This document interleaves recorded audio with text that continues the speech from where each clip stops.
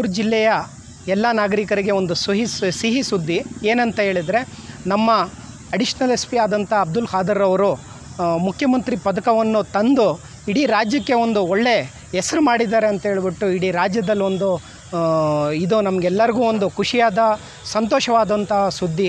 ಹಂಗಾಗಿ ಇವತ್ತು ನಮ್ಮ ತುಮಕೂರಿಂದ ಜಾಮಿಯಾ ಮಸೀದಿ ಸದಸ್ಯರಾಗಿರ್ಬೋದು ಮತ್ತು ಜಾಮಿಯಾ ಮಸೀದಿ ನಮ್ಮ ಅಧ್ಯಕ್ಷರು, ಪದಾಧಿಕಾರಿಗಳು, ಕಾರ್ಯದರ್ಶಿಗಳು ಹಾಗೂ doctor APJ Abdul Kalam foundation and ಅಕಾಡೆಮಿಯಿಂದ ನಾವೆಲ್ಲರೂ ಬಂದ್ಬಿಟ್ಟು ಇವತ್ತು ಸಾಹೇಬ್ರಿಗೆ ಒಂದು ಸನ್ಮಾನ ಮಾಡಿ ನಾವೆಲ್ಲರೂ ದಿನ ನಮ್ಮ ಈ ಒಂದು ಒಳ್ಳೆಯ ವಾತಾವರಣದಲ್ಲಿ ಭಾಗವಹಿಸಿದ್ವಿ.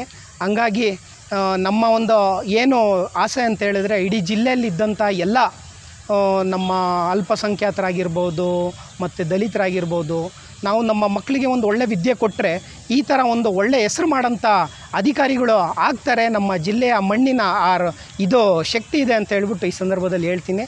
ಜೈ ಹಿಂದ್, ಜೈ ಕರ್ನಾಟಕ. ಇವತ್ತು ಒಂದು ನಮ್ಮ ತುಮಕೂರು ಜಿಲ್ಲೆಗೆ ಒಂದು ಭಾಳ ಹೆಮ್ಮೆಯ ದಿನ ಅಂತ ನಾವು ಹೇಳ್ಕೊಬೋದು. ಯಾಕಂದರೆ ಚೀಫ್ ಮಿನಿಸ್ಟರ್ ಪದಕ್ಕೆ ಒಂದು ನಮ್ಮ ಅಬ್ದುಲ್ ಖಾದರ್ ಅವರು ಇವತ್ತು ಪಡೆದಿದ್ದಾರೆ.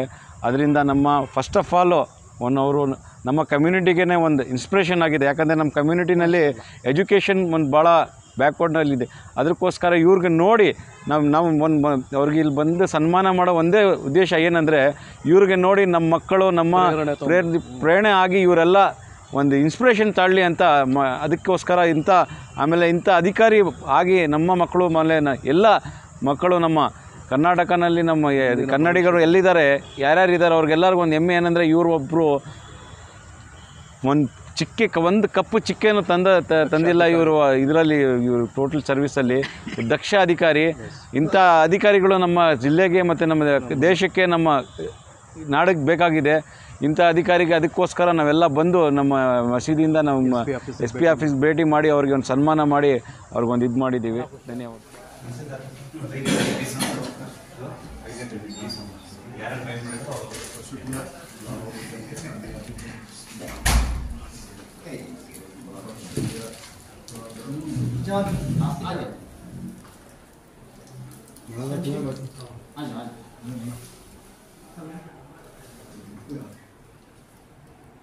Ты печешь, это.